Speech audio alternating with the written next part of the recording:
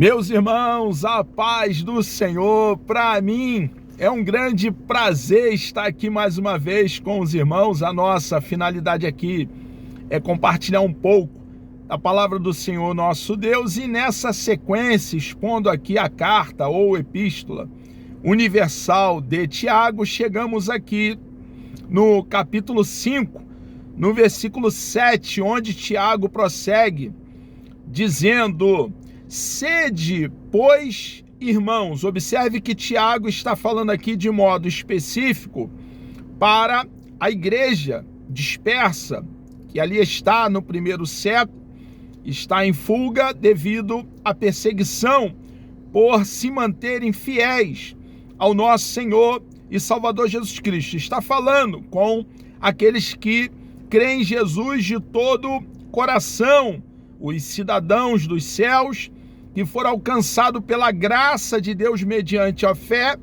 para as boas obras.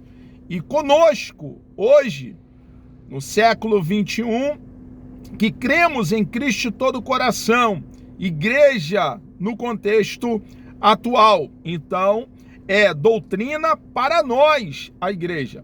Os céus e a terra passarão, mas as palavras do nosso Deus jamais passará.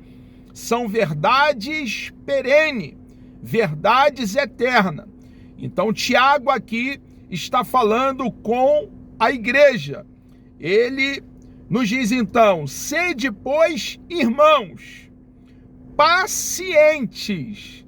Nós cristãos devemos ter essa virtude da paciência, não ser alguém aí afoito, apressado, querendo tudo de bate-pronto, como fazemos aí o macarrãozinho instantâneo, miojo, ou um achocolatado como o Nescau. Não, 1000 vezes não. Nós cristãos precisamos ter essa virtude da paciência, saber aguardar, saber esperar o tempo de Deus, o tempo que Deus vai colocar tudo nos seus devidos lugares, estabelecer a sua vontade soberana. Deus é um Deus que não pode ser frustrado, não pode ser parado, e no tempo dele, ele vai estabelecer a sua vontade. Então, Tiago aqui está nos orientando: sede, pois, irmãos, pacientes. E ele deixa aqui de uma forma específica, bem claro para nós, que até a vinda do Senhor.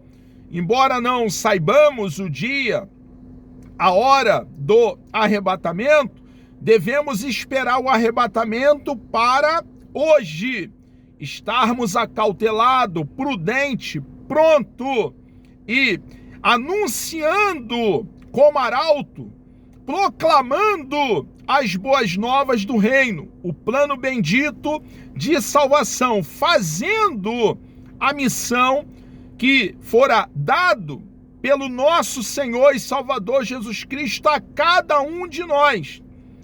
E enquanto estivermos aqui, irmãos, cumprindo a carreira que nos está proposta, peregrinando aqui em terra estranha, porque a nossa cidade é o céu, cujo arquiteto e construtor é o nosso Deus, enquanto estivermos aqui peregrinando como forasteiro, precisamos então ter essa característica, a paciência. Tiago, então, ele prossegue e vai tomar a analogia de um lavrador. Ele diz: eis que o lavrador espera o precioso fruto da terra, aguardando com paciência até que receba a chuva, temporã e seródia. Nós que gostamos de plantar, e eu gosto muito de plantar, estou sorrindo porque eu sou um bom plantador. Tudo que eu planto lá no quintal nasce é algo absurdo, nós fazemos uma análise do solo, algumas vezes colocamos um pouquinho de calcário, deixamos aí alguns dias, 10, 15 dias, e fazemos um trabalho ali de compostagem, com adubo, compramos aí uma terra preta com minhoca, fazemos todo esse trabalho e depois colocamos ali algumas sementes, 3, 4 sementes, cobrimos. Em algumas ocasiões, dependendo da semente, nós umedecemos um pouco, nós aguardamos um bom tempo até que aquela semente dela nasça um broto. E tem toda uma expectativa, uma esperança, confiança que tudo vai dar certo. Vem a chuva, aquela primeira chuva que prepara ali o solo, e depois vem outras chuvas que vão servindo para o desenvolvimento daquela planta, daquela árvore frutífera, até que com os anos vem os frutos. Irmãos, todo esse sentimento de aguardar pacientemente, de esperança, de fé, crer que vai dar certo, e a dependência de saber que, embora fizemos tudo perfeito, corretamente, depende do Criador dos céus, da terra e do mar, para que Ele mesmo, na sua sabedoria, faça com que aquela árvore frutífera dê os seus bons frutos. Então, Tiago, ele usa aqui essa analogia do lavrador.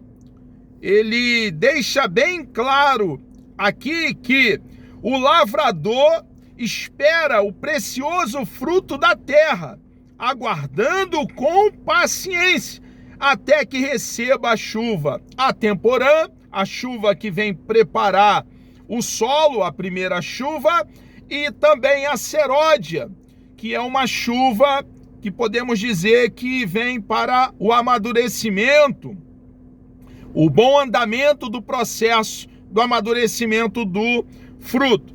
Sede vós, ele faz uma aplicação, usa a analogia de um lavrador, do seu trabalho, e aí, irmãos, nos faz pensar também no pescador, naquele que tem passarinho, criador de pássaro.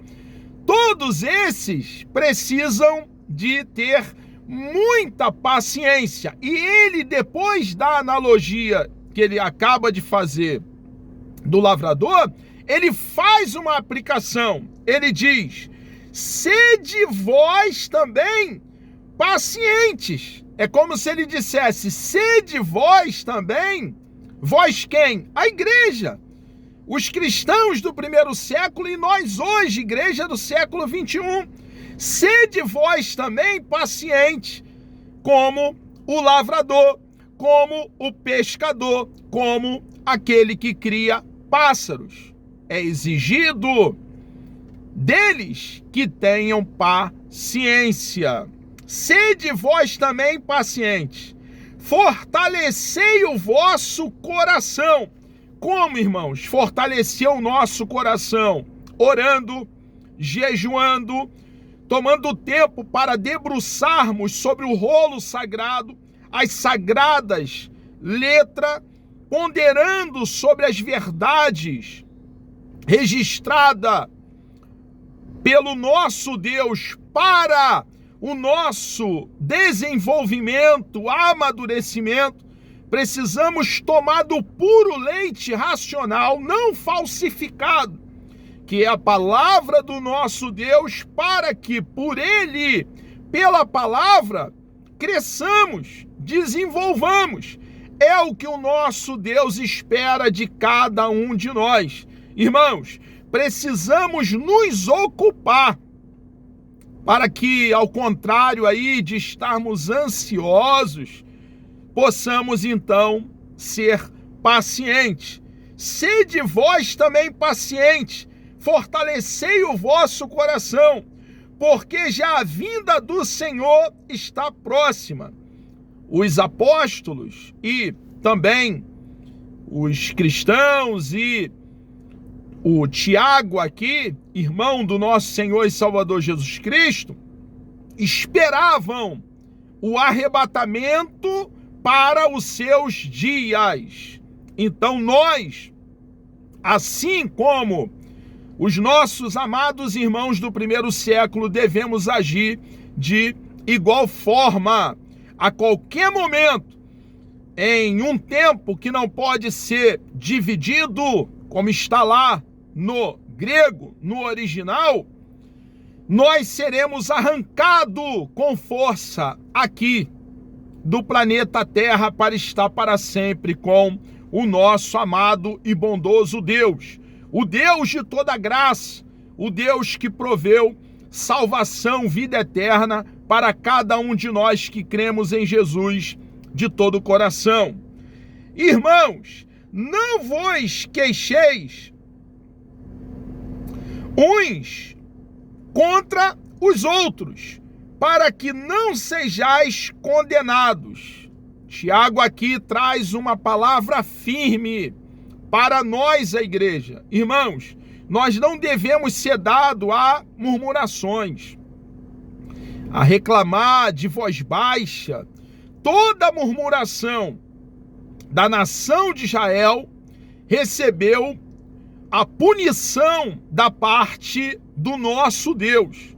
A Bíblia está para advertência nossa, para ensino nosso. Então nós não podemos aí nos enveredar pela murmuração, viver aí reclamando de um e de outro, falando de um ou de outro. Claro que nós somos pensadores, analisamos, refletimos toda a situação e sabemos exatamente o que está acontecendo.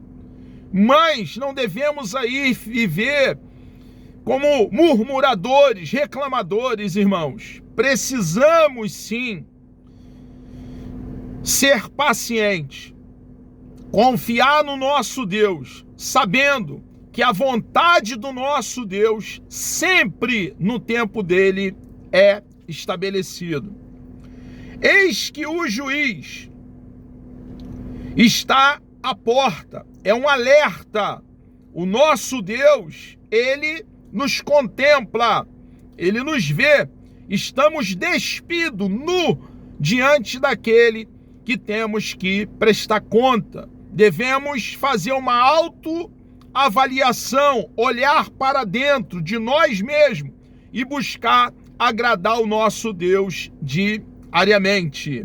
Meus irmãos, tomai por exemplo de aflição e paciência os profetas que falaram em nome do Senhor. Os profetas, irmãos, do nosso Deus, profeta Elias, Eliseu, Sofonias, Abacuque, Ageu e muitos outros profetas, João Batista, ali no registro neotestamentário, também sofreram muito. Jeremias foi perseguido, lançado num calabouço, amarrado e preso num cepo, num tronco de árvore. Eles passaram por grande dificuldade, por se manterem fiéis a Deus. E cada um de nós hoje, pregando o evangelho genuíno, passaremos por dificuldade, por lutas, por problema. Seremos difamados, caluniados, perseguidos. Cristianismo, irmãos, não é uma religião de final de semana. Cristianismo não é uma festa, uma colônia de férias, um parque de diversão. Cristianismo é um campo de batalha. Estamos atuando em um cenário onde o diabo é o príncipe da potestade do ar. Quando nós pregamos o evangelho, estamos pregando para pessoas mortas em delitos e pecado, mortas espiritualmente, e não será fácil o embate na esfera espiritual ao anunciarmos o plano de salvação bíblico de forma não adulterada, mas genuína. Pregar o evangelho, as boas novas do reino, a boa notícia de salvação, a mensagem que dá vida a mortos. Sofreremos perseguição, teremos dificuldade. Jesus mesmo nos disse que no mundo teríamos aflições. Então nós, irmãos, precisamos nos manter olhando para o exemplo dos profetas do nosso Deus, que não retrocederam, não recuaram, mas se mantiveram firme. Nós também precisamos nos manter firme na fé, firme no nosso Deus, cumprindo o chamado, a responsabilidade, a incumbência que pesa sobre a vida de cada um de nós, de anunciar as boas novas do reino. Ele então prossegue: eis que temos por bem-aventurado, temos por felizes, por plenamente satisfeito. A definição da palavra bem-aventurado no grego: os que sofreram. Ouviste qual foi a paciência de Jó e vistes o fim que o Senhor lhe deu? É muito interessante que ele aqui então faz alusão ao homem de Deus chamado Jó. Um homem que, ao contrário de se calar, expressou a sua angústia, a sua dor, a sua aflição, sabia se posicionar depois de fazer uma análise. Ele não sofreu ali calado. Tinha essa característica, Jó, e era um grande homem de Deus, irmãos. Se manteve ali paciente, em meio à provação, em meio às lutas, às dificuldades, e não foram poucas. E no final, Deus o abençoou. Nós precisamos, irmãos, cada um de nós, cristãos, estamos falando conosco, a igreja de nosso Senhor e Salvador Jesus Cristo, entender que depois das águas amargas de Mara está Elim. E em Elim, nesse oásis, há 12 fontes de águas e 70 palmeiras. Passamos pela dificuldade, pela provação, e nos mantendo fiel na provação, fiel ao nosso Deus, o agradando, fazendo a sua vontade, o querer dele para a nossa vida, uma vez sendo aprovado, irmãos, seremos galardoados, recompensados pelo nosso Deus. Precisamos olhar para a vida de Jó. Foi provado por Deus, passou por lutas, por dificuldades, mas no tempo de Deus, ele foi abençoado.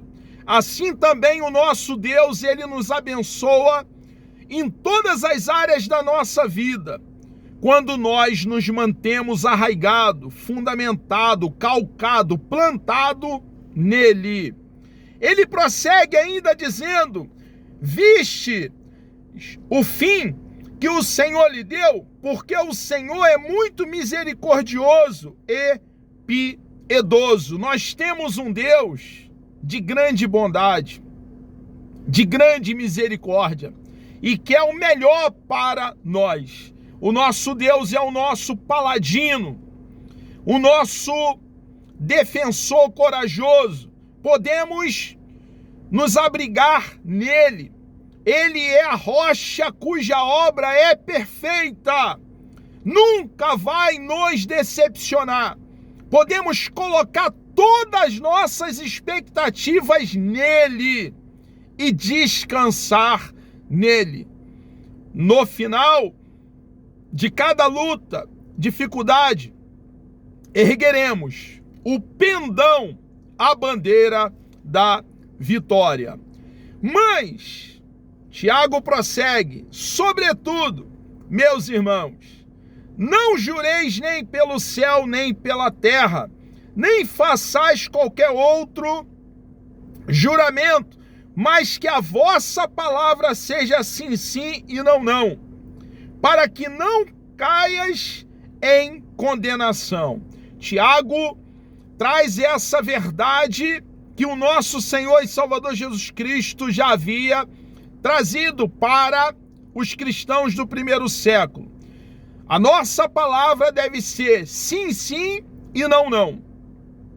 Havia ali um costume no primeiro século, dentro daquela cultura, de tomar as coisas sagradas, se apoiar nas coisas sagradas, a despeito de falar a verdade ou a mentira.